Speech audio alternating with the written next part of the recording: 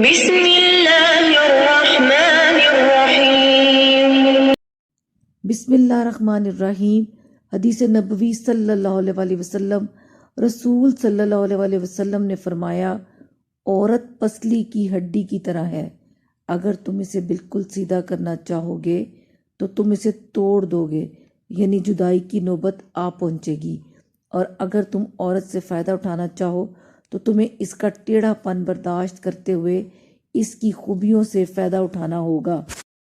ارشاد باری ہے، کیا تم نہیں جانتے آسمانوں اور زمین کی بادشاہت صرف اللہ ہی کے لیے ہے، اور اللہ کے سوا نہ کوئی تمہارا دوست ہے اور نہ کوئی مددگار۔ حدیث مبارک، رسول صلی اللہ علیہ وسلم نے فرمایا، اللہ تعالیٰ نے ایسی کوئی بیماری نہیں بنائی کہ جس کی دعا نازل نہ کی ہو، سوائے ایک بیماری کے، وہ بڑھاپا ہے۔ نبی کریم صلی اللہ علیہ وسلم کی نصیحت۔ رسول صلی اللہ علیہ وسلم نے فرمایا، جب تم میں سے کوئی شخص جمائی لے تو اس کو اپنا ہاتھ منہ پہ رکھ لینا چاہیے، کیونکہ کھلے منہ میں شیطان داخل ہو جاتا ہے۔ اللہ کے واسطے محبت کرنا۔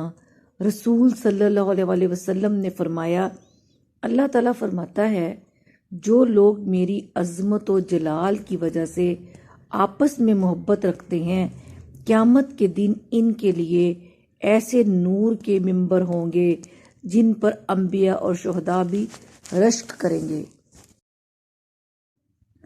حدیث نبوی صلی اللہ علیہ وسلم، حضور صلی اللہ علیہ وسلم گھر تشریف لائے تو روٹی کا ٹکڑا گرا ہوا تھا۔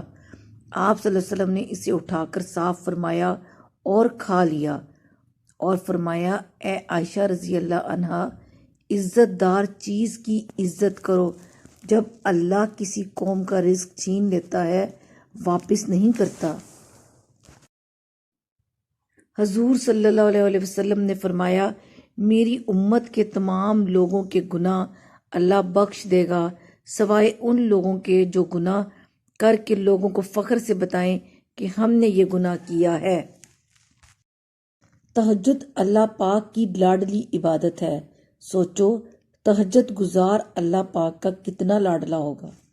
امام شافعی رحمۃ اللہ علیہ فرماتے ہیں، اللہ تعالیٰ کے راستے پر خوش قسمتی سے چل پڑے ہو تو تیز بھاگو۔ تیز بھاگنا اگر کسی وجہ سے مشکل ہے تو آہستہ بھاگ لو۔ تھک گئے ہو تو چل لو، یہ بھی نہیں کر سکتے ہو تو گھسیٹ لو، مگر واپسی کا کبھی نہ سوچنا۔ جو کسی کا برا نہیں چاہتے، ان کے ساتھ کوئی برا نہیں کر سکتا، یہ میرے رب کا وعدہ ہے۔ آج کا انسان دولت کو خوش نصیبی سمجھتا ہے، اور یہی اس کی بد نصیبی کا ثبوت ہے۔